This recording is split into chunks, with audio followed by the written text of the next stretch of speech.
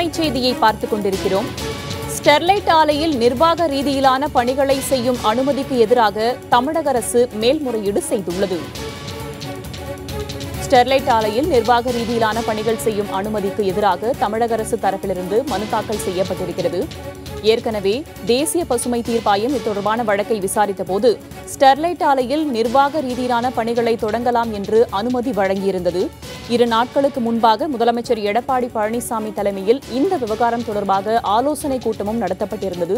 தற்போதைய செய்தியாக நாம் பார்த்துக் கொண்டிருப்பது ஸ்டெர்லைட் ஆலையில் நிர்வாக ரீதியிலான பணிகள் செய்யும் அனுமதிக்கு எதிராக தமிழக அரசு உச்சநீதிமன்றத்தில் மேல்முறையீடு செய்துள்ளது. இது தொடர்பான கூடுதல் விவரங்களை வழங்குவதற்காக நம்முடைய செய்தியாளர் நிரஞ்சன் இணைப்பில் இருக்கிறார். அவரோடு பேசலாம். நிரஞ்சன், உச்சநீதிமன்றத்தில் தமிழக அரசு தரப்பிலிருந்து தாக்கல் செய்யப்பட்டிருக்கக்கூடிய மேல்முறையீட்டு மனுவில் என்னென்ன விஷயங்கள்லாம் குறிப்பிடப்பட்டிருக்கு?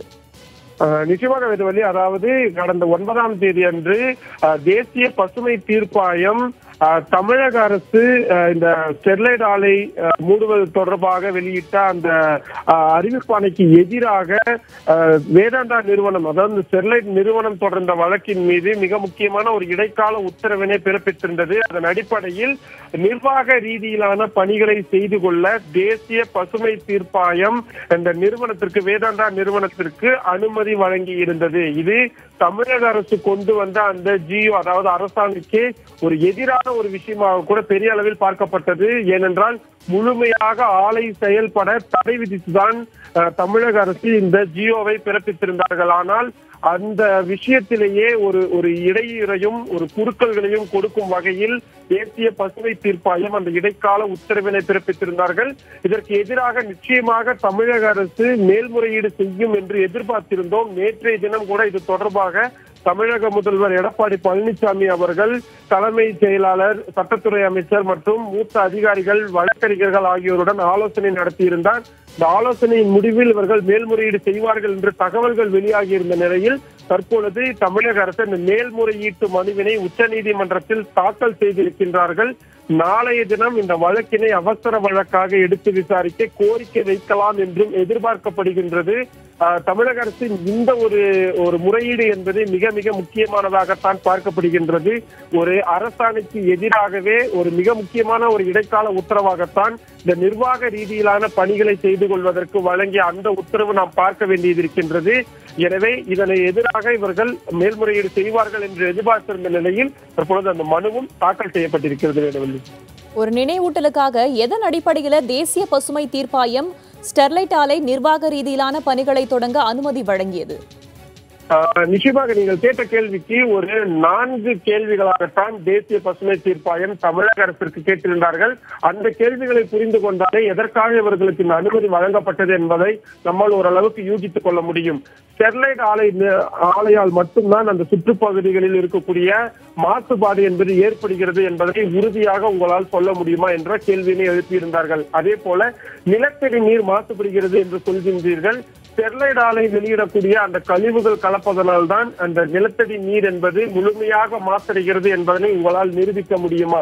இது தொடர்பாக என்னென்ன மாதிரியான அறிவியல் ரீதியிலான ஆராய்ச்சிகளை, ஆய்வுகளை நீங்கள் மேற்கொண்டிருக்கின்றீர்கள்?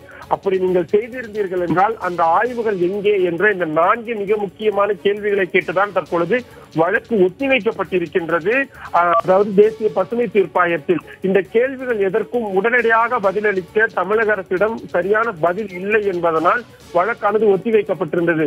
அதே வேளையில் ஸ்டெர்லைட் நிர்வாகம் சார்பில் மிக முக்கியமாக கோரிக்கையாக அவர்கள் வைத்தது, ஒருவேளை எங்களது தரப்பில் எந்த விதமான குற்றங்களும் இல்லை என்று நீதிமன்றங்கள் உத்தரவு பிறப்பித்து தொடர்ந்து ஆலையை இயக்கலாம் என்ற ஒரு உத்தரவுகள் கிடைக்கும் பட்சத்தில் நாங்கள் அதற்காக தயாராக இருக்க வேண்டும். எனவே மெயின்டெனன்ஸ் செய்வதற்கும், அதாவது அந்த மிஷின்களை தொடர்ந்து சரியாக செயல்படுகிறதா என்பதை கண்காணிப்பதற்கும், நிர்வாக ரீதியிலான, அதாவது மேனேஜ்மெண்ட் ரீதியிலான விஷயங்களை நாங்கள் மேற்கொள்வதற்கும் எங்களுக்கு அனுமதி வழங்க வேண்டும்.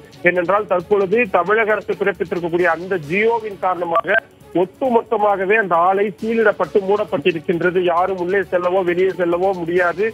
கரண்ட் கிடையாது, தண்ணீர் சப்ளை கிடையாது. இது போன்ற எல்லா விதத்திலும் அந்த ஆலை முழுமையாக மூடப்பட்டிருப்பதனால் நிர்வாக ரீதியிலான பணிகளை மேற்கொள்வதற்காகவாது எங்களுக்கு அனுமதி வேண்டும் என்ற ஒரு கோரிக்கை வைத்திருந்தார்கள். அந்த கோரிக்கை நியாயமானதாக இருப்பதாக கருதிய தேசிய பசுமை தீர்ப்பாயம் அந்த ஒரு இடைக்கால ஒரு அனுமதியை வழங்கி இருக்கின்றார்கள். ஆனால் தமிழக அரசு கொண்டு வந்த அந்த அரசாணைக்கு எதிரான ஒரு இடைக்கால உத்தரவாகத்தான் அது பார்க்கப்பட்டது. எனவே அதன் காரணமாகத்தான் தற்பொழுது இந்த மேல்முறையீடும் செய்யப்பட்டிருக்கின்றது. இந்த மேல்முறையீட்டு மனு எப்போது விசாரணைக்கு வர இருக்கு நிரஞ்சன்? நாளைய தினம் உச்சநீதிமன்ற தலைமை நீதிபதி அமர்வு முன்பு தமிழக அரசு வழக்கறிஞர்கள் இந்த வழக்கினை உடனடியாக விசாரணைக்கு எடுத்துக்கொள்ள வேண்டும். ஏனென்றால் இது ஒரு அரசு கொண்டு வந்திருக்கக்கூடிய ஒரு அரசாணைக்கு எதிரான ஒரு உத்தரவாக பார்க்கப்படுவதன் காரணமாகவும், ஏற்கனவே இந்த ஸ்டெர்லைட் ஆலை விவகாரம் தொடர்பாக தமிழகத்தில் ஏற்பட்ட கலவரங்கள், வன்முறை சம்பவங்கள், துப்பாக்கிச்சூடு உள்ளிட்ட பல்வேறு விஷயங்களை முக்கியமானதாக சுட்டிக்காட்டி உடனடியாக இந்த வழக்கினை விசாரணைக்கு எடுக்கவில்லை என்றால் பெரிய பிரச்சனை ஏற்படுவதற்கான வாய்ப்பு அதிகமாக இருப்பதாக சுட்டிக்காட்டி நாளைய தினம் உச்சநீதிமன்ற தலைமை நீதிபதி அமர்வு முன்பு தமிழக அரசு தரப்பு வழக்கறிஞர்கள் கோரிக்கை வைப்பார்கள் என்று எதிர்பார்க்கப்படுகின்றது. அவ்வாறு கோரிக்கை வைக்கப்பட்டு அதனை உச்சநீதிமன்றம் ஏற்றுக்கொண்டால் நாளைய தினமே இந்த வழக்கு விசாரணைக்கு எடுத்துக்கொள்வதற்கான வாய்ப்பு அதிகமாக இருக்கிறது.